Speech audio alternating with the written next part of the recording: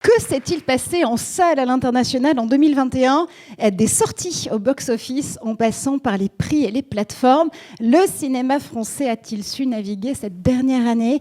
La preuve par les chiffres tout de suite avec Gilles Renoir, un des directeurs généraux adjoints d'Unifrance. Bonjour Gilles.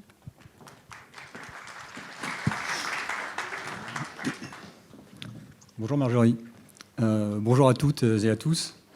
Alors, qu'est-ce qui s'est passé à l'international en 2021 ? Peut-être un remake pas très réjouissant de 2020, notamment pour les salles, puisque l'année s'est déroulée à nouveau au rythme des fermetures, des réouvertures, des jauges, des annulations ou des décalages de sortie. Pour les plateformes, en revanche, ce fut vraiment la confirmation de leur puissance et de l'empreinte sur le secteur. Et pour les films français, 2021 a été relativement similaire à 2020, avec plus de sorties, mais dans des conditions plutôt dégradées. La situation la plus critique pour la distribution internationale des films concerne actuellement l'état des salles de cinéma, et particulièrement celles liées aux films indépendants, puisqu'une activité normale n'a pas été enregistrée maintenant depuis 2 ans. En 2021, je le rappelle, les salles ont encore fermé dans la plupart des pays d'Europe, même si dans certains pays elles sont restées ouvertes, comme en Espagne par exemple. Et aux États-Unis, elles n'ont rouvert que début mai, comme en France, mais en Asie, au Japon, en Corée et surtout en Chine, elles ont continué de fonctionner. C'est ce qui explique que la Chine, qui possède le premier parc de cinéma au monde et qui a l'ambition d'avoir 100 000 écrans d'ici 5 ans, a obtenu pour la 2e année consécutive le plus haut box-office dans le monde, près de 2 fois supérieur à celui des États-Unis. La Chine confirme donc ses ambitions, d'abord nationales, en attendant la visibilité internationale qui arrivera sûrement. Pour les films français, la Chine est aussi un marché très fort, irrégulier, parfois important, parfois moins important, mais en 2021, c'est là où les productions françaises, souvent minoritaires, ont obtenu les meilleurs résultats.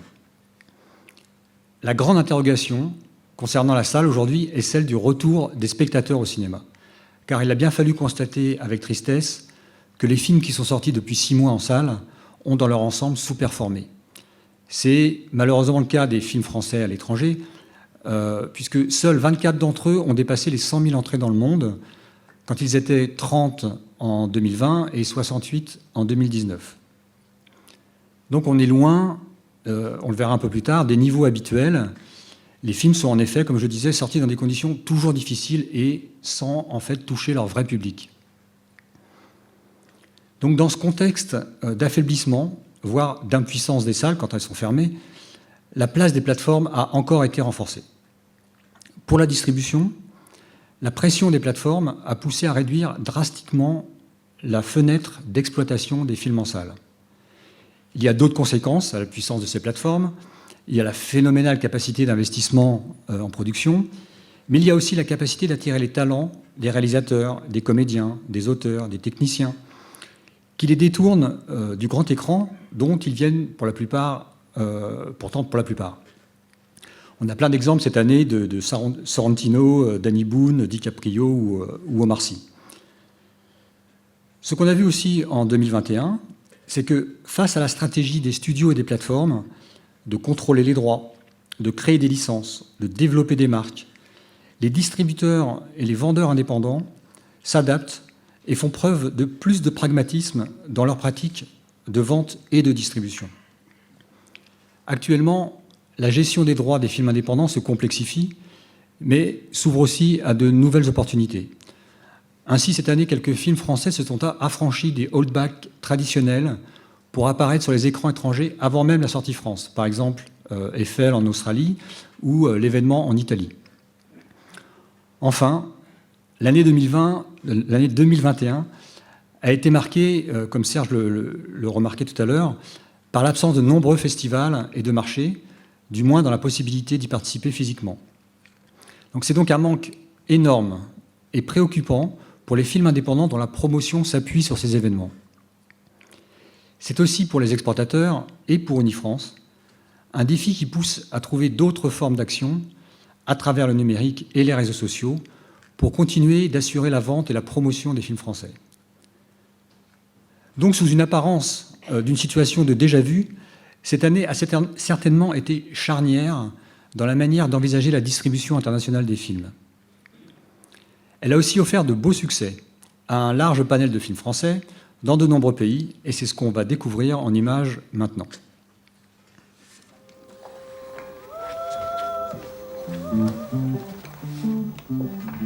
So, may we start?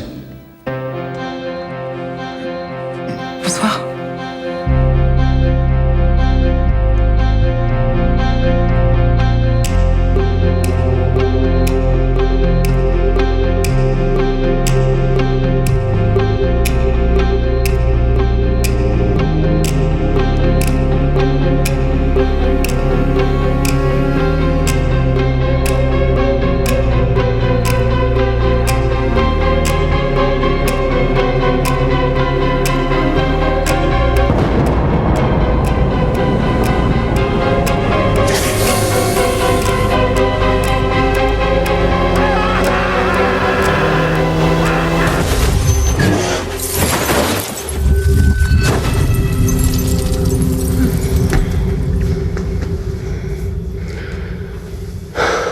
Ça va pas?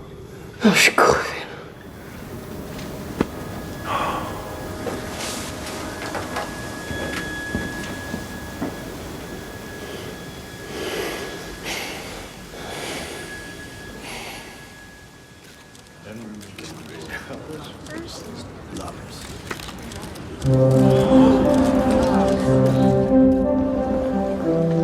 Faut pas avoir peur.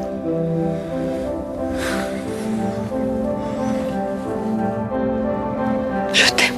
Ce sont les mots les plus importants à dire dans une vie. Il faut pas avoir peur de les dire.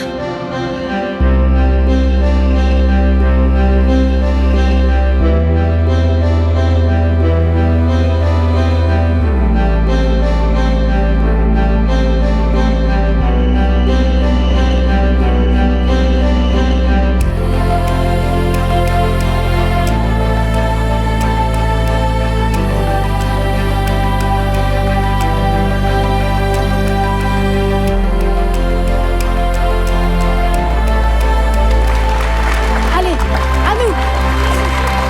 Nous allons construire un rêve, tous ensemble. Pas mal, non?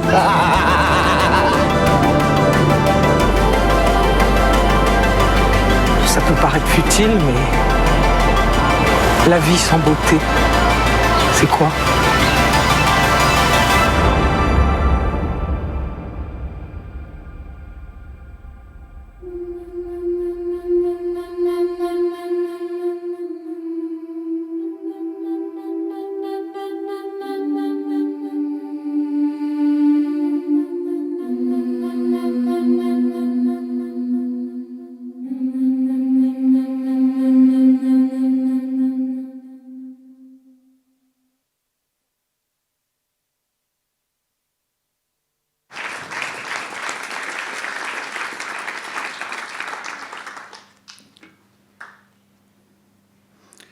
Alors, c'est toujours surprenant de découvrir quels sont les films français qui ont réalisé des belles carrières à l'étranger, car on est toujours un petit peu en décalage par rapport au marché français.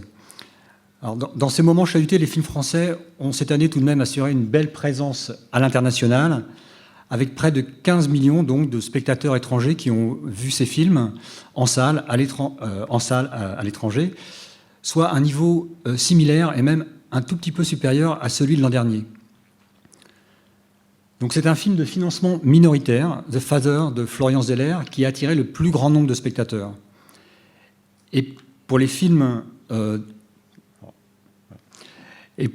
financement majoritaire, ceux qui ont été le plus vus sont représentants de la grande diversité des films français à l'étranger. En effet, dans l'ordre, on trouve un film d'animation, Le Tour du monde en 80 jours, un film familial, Le Loup et le Lion, un film d'auteur, Palmé, Titane, une comédie musicale, Annette, un biopic, Eiffel, et enfin une comédie, Kaamelott. Donc ce sont 719 titres différents qui ont circulé sur les écrans du monde entier pour plus de 1500 sorties. Ces chiffres sont supérieurs à ceux de 2020, mais encore loin de l'année 2019. Les territoires les plus accueillants pour les films français ont été la Chine, j'en ai parlé tout à l'heure, la Russie, l'Europe dans son ensemble et le Mexique. L'Europe occidentale, l'Espagne, l'Italie, l'Allemagne, la Belgique, la Suisse et les autres représentent 40% des spectateurs des films français dans le monde. L'année dernière, c'était 50%.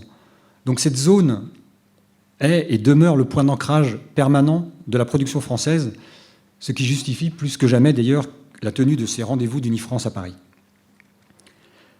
Alors, ce qui est particulier cette année, c'est qu'aucun film véritablement ne s'est détaché et il manque clairement une ou deux locomotives, même si l'on retrouve des titres très différents dans les différents pays, comme donc, le plus grand succès en Nouvelle-Zélande, par exemple, c'est Antoinette dans les Cévennes. Le plus grand succès français en Espagne, c'est Le sens de la famille. Le plus grand succès aux États-Unis, c'est Titane. En Allemagne, c'est La fine fleur. En Belgique, c'est Kaamelott. En Russie, c'est Le tour du monde en 80 jours. Et en Pologne, c'est Le loup et le lion.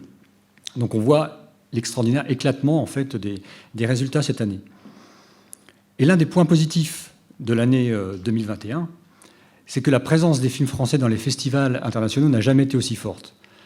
Près de 22% des films sélectionnés dans les 10 plus grands festivals ont été des productions ou des coproductions françaises. Et donc, heureusement, cela se retrouve donc dans les palmarès, puisque entre les nombreux prix obtenus, il y a eu bien sûr la Palme d'Or pour Titane et le Lion d'Or pour l'événement d'Audrey Diwan. Donc, cette forte présence est aussi remarquable sur les plateformes. 4,8% des titres disponibles sur les plateformes SVOD à l'étranger sont des films français. Et ce chiffre est régulièrement en hausse depuis 3 ans, depuis que l'on a accès à ces données. D'ailleurs, le nouvel indicateur de Netflix, Netflix a mis en place un indicateur hebdomadaire des succès sur la plateforme, montre que les productions françaises sont les mieux représentées pour ce qui est des films non anglophones, à la fois en volume et en consommation. Là, on a l'exemple de Pourri gâté, qui a été classé en tête des visionnages des films non anglophones dans plus de 30 pays la semaine de sa sortie. Donc cet équilibre entre sortie salle, distribution sur les plateformes et promotion dans les festivals donne aux films français cette place majeure mais fragile à l'international. Donc c'est ce qui anime l'action d'Unifrance aujourd'hui et également c'est cela dont il va être question pendant ces débats. Donc je vous remercie pour votre attention et je vous souhaite une bonne journée.